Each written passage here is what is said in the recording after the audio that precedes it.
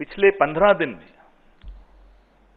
लगभग तीसरी बार आज कांग्रेस की इस तरह की महत्वपूर्ण बैठक हुई जिसमें बहुत वरिष्ठ, हमारे तमाम वरिष्ठ नेताओं ने, जो दिल्ली में मौजूद थे, उन्होंने हिस्सा लिया। आपको मालूम है, आपकी जानकारी में है कि जब पिछली बैठकें हुई पहलगाम के तुरंत बाद और फिर जब कॉन्फ्लिक्ट शुरू हुआ, तब पूरा कांग्रेस पार्टी ने अपना समर्थन सरकार को दिया। तो विपक्ष सरकार के साथ खड़ा था, देश की जनता सरकार के साथ खड़ी थी, देश का मीडिया तो सरकार के साथ खड़ा ही रहता है। लेकिन सरकार बैठ गई।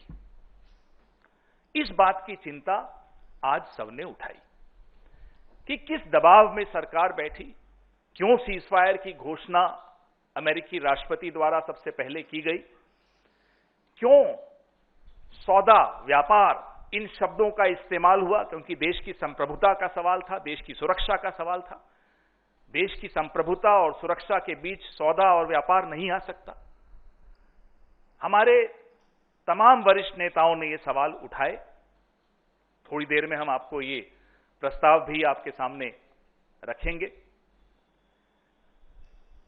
और न केवल कश्मीर के मामले में मध्यस्थता की बात अमेरिकी राष्ट्रपति डोनाल्ड ट्रंप ने की, भारत और पाकिस्तान को एक तराजू में तोलने की बात की, प्रधानमंत्री मोदी और प्रधानमंत्री शहबाज शरीफ को एक तराजू में तोलने की बात की।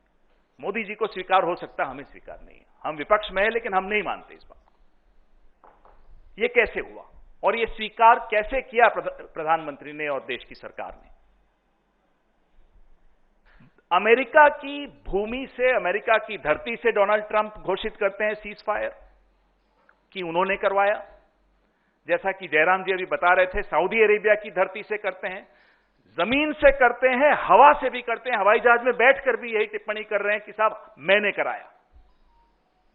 सवाल उठाए गए आज की कांग्रेस की जो इस बैठक में भी कि चुप्पी क्यों है। सरकार के वरिष्ठतम जो नेता हैं, जो अध्यक्ष हैं, जो प्रधानमंत्री हैं, एक शब्द इसके बारे में नहीं बोले। विदेश मंत्री एक शब्द नहीं बोल रहे।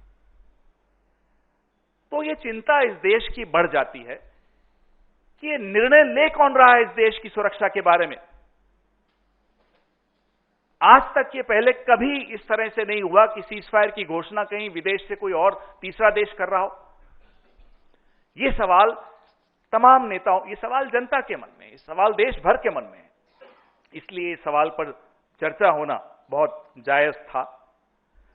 जो खंडन की आवश्यकता थी, और ऐसा नहीं है कि प्रधानमंत्री के पास समय नहीं था, अपना भाषण जब उन्होंने राष्ट्र के नाम पे दिया, उनके पास 15, 20, 25 मिनट थे जिसमें वो एक लाइन खंडन की डाल सकते थे। और यह आवश्यक होता है इस देश की संप्रभुता के लिए। एक 75 साल का इतिहास आजाद स्वतंत्र भारत का, जिसमें अनेक सरकारें आई, कांग्रेस की थी, भाजपा की थी, जनता पार्टी थी, कभी किसी के राजकाल में ऐसा नहीं हुआ। तो इसका खंडन होना बहुत आवश्यक था। और हैरानी की बात है कि विपक्ष इस देश की चिंता को आवाज दे रहा है, लेकिन प्रधानमंत्री और सरकार में यह चिंता नहीं दिखती। पुंछ में जो निर्दोष नागरिक मारे गए जब ये कॉन्फ्लिक्ट चल रहा था, इस दौरान उन सबको श्रद्धांजलि दी गई। और एक बहुत महत्वपूर्ण सवाल उठा कि क्या पहलगाम आतंकी हमले के लिए जो जिम्मेदार आतंकवादी थे, हमने कोई शर्त रखी है? क्या हम उनको वापस लाने के लिए कोई मियाद फिक्स की है? क्या सीजफायर की जो शर्तें हैं उसमें यह शामिल है या नहीं है? यह स्पष्ट तरीके से देश को जानना जरूरी है। क्यों, कहां गए वो लोग?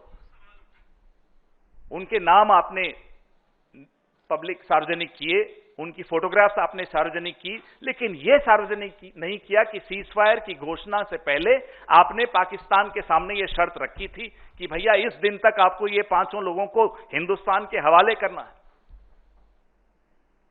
और जो आतंकवादियों के नाम हम सब जानते हैं जो पाकिस्तान में हैं, क्या उनके बारे में कोई निर्णय हुआ, कोई शर्त रखी गई कि उन्हें भी सुपुर्द किया जाएगा, भारत को फला दिन इतने दिनों में सुपुर्द किया जाएगा, ताकि हम अपने हिसाब से कानूनी कार्रवाई उन पर कर सकें?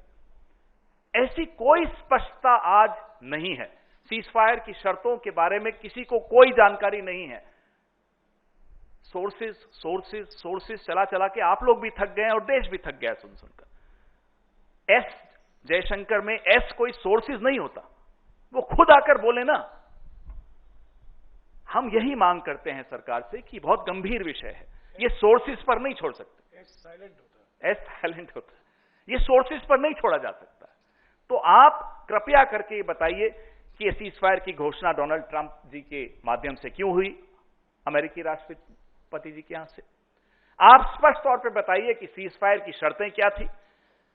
आप स्पष्ट तौर पे बताइए कि पहलगाम के आतंकवादी कब भारत को सौंपे जाएंगे, क्या ये सीजफायर की शर्तों में शामिल था?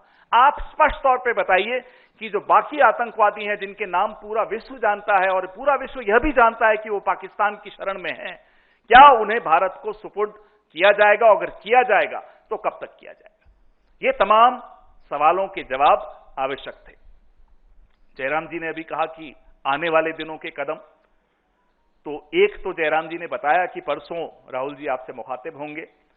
दूसरा, पूरे देश में अलग अलग शहरों में जय हिंद रैलियां निकाली जाएंगी, जिसमें सभाएं होंगी, जिसके बारे में जयराम जी अभी आपको और भी बताएंगे कि इसका क्या कॉम्पोजिशन होगा। आने वाले दिनों में और स्पष्ट तौर पे हम आपको उसके बारे में सूचना देंगे। लेकिन मैं जयराम जी से आग्रह करता हूं कि जय हिंद सभाओं के विषय में भी आपसे कुछ स्पष्ट तौर पे बताएं।